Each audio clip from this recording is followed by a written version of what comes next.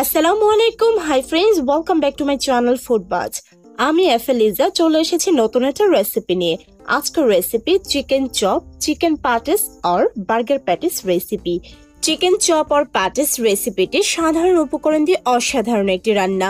আপনারা যারা অলরেডি আমার চ্যানেলটিকে সাবস্ক্রাইব করে ফেলেছেন তাদের থ্যাঙ্কস, আর যারা করতে ভুলে গেছেন তারা অবশ্যই সাবস্ক্রাইব করবেন এবং বেল আইকনটি প্রেস করবেন যাতে করে আমার আপলোডেড রেসিপিগুলো ইনস্ট্যান্ট পেয়ে যান। তাহলে চলুন তৈরি করা যাক চিকেন চপ আর প্যাটিস রেসিপি। বার্গার প্যাটিস বা চিকেন চপ তৈরি করার জন্য আমি এখানে নিয়ে নিয়েছি 300 গ্রাম পরিমাণ মুরগির কিমা। এখানে আমি কাঁচা মুরগিটা ইউজ করেছি। সাথে অ্যাড করছি 1/4 কাপ পেঁয়াজ কুচি, 2 টেবিল চামচ পরিমাণ পেঁয়াজ বাটা। আমি এখানে বাটার কুচি দুটো ইউজ করেছি, আপনারা চাইলে যে কোনো একটা বা দুটো ইউজ করতে পারেন। অ্যাড করছি 1 চা চামচ পরিমাণ জিরে বাটা। তারপর অ্যাড করব প্যাপরিকা পাউডার। প্যাপরিকা পাউডারটা হচ্ছে লাল ক্যাপসিকাম শুকিয়ে নিয়ে তারপরে গুঁড়ো করে নেওয়া।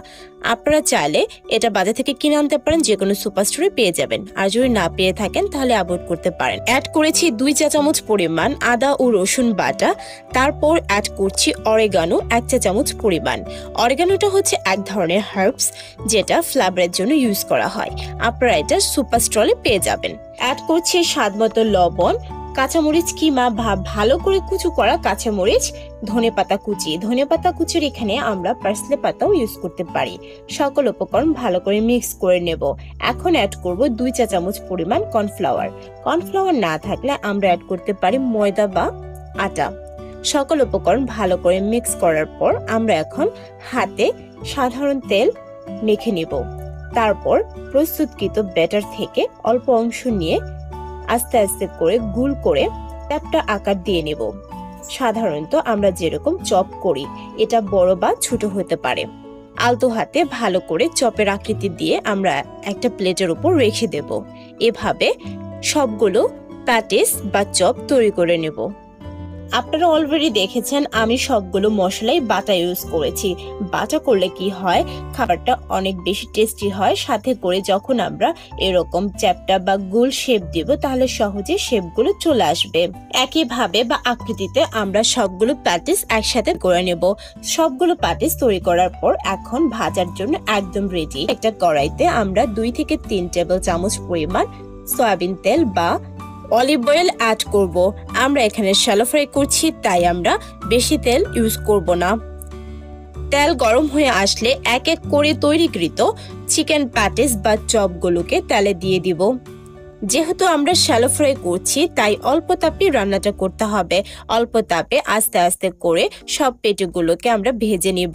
2 থেকে 3 মিনিট পর আলতো হাতে আমরা সকল প্যাটিসগুলোকে উল্টিয়ে দিব যাতে করে অপর সাইডটাও খুব ভালো করে ভাজা হয়। আপনারা বিশ্বাসও করতে পারবেন না, এত সুন্দর অমায়িক একটা ফ্লেভার চলে আসতেছে। ভিডিও দেখে তো আর বোঝা যাচ্ছে না কিরকম স্মেল হতে পারে। আমি এখানে অরেগানো ইউজ করাতে অনেক অমায়িক একটা ফ্লেভার আসছে। আশা করি আপনারা এটা বাসায় ট্রাই করবেন। কিছুক্ষণ পরে আবারও আমরা পেটিসগুলোকে উল্টিয়ে দিব এবং 4-5টাও এভাবে ভেজে নেব যাতে করে ভেতরে কাঁচা না থাকে। যেহেতু আমরা শ্যালো ফ্রাই করছি তাই একটু দীর্ঘক্ষণ আস্তে আস্তে করে ভাজতে হবে।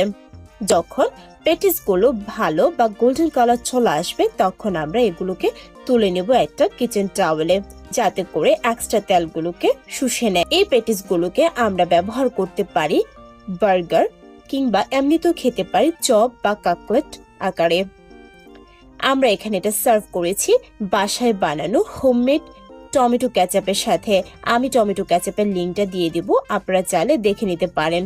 সাথে আমি সার্ভ করেছি কিছু বেল পেপার, লাল, হলুদ এবং সবুজ বেল পেপার দিয়ে। এগুলো স্বাস্থ্যের জন্য অনেক ভালো, আপনারা বাসায় ট্রাই করবেন খেতে। আশা করি আপনারা বার্গার প্যাটিস আর চিকেন প্যাটিস রেসিপিটি বাসায় ট্রাই করবেন আর পিকচার ক্লিক করবেন। পিকচার ক্লিক করে আমাদের ফেসবুক পেজে পোস্ট করতে ভুলবেন না। কমেন্টসের মাধ্যমে লিখতে ভুলবেন না আমাদের চ্যানেল থেকে কিরকম রেসিপি আপনারা দেখতে চান। ফ্রেন্ডস এন্ড ফ্যামিলিকে নিয়ে অনেক ভালো থাকুন। ওই পর্যন্ত বিদায়।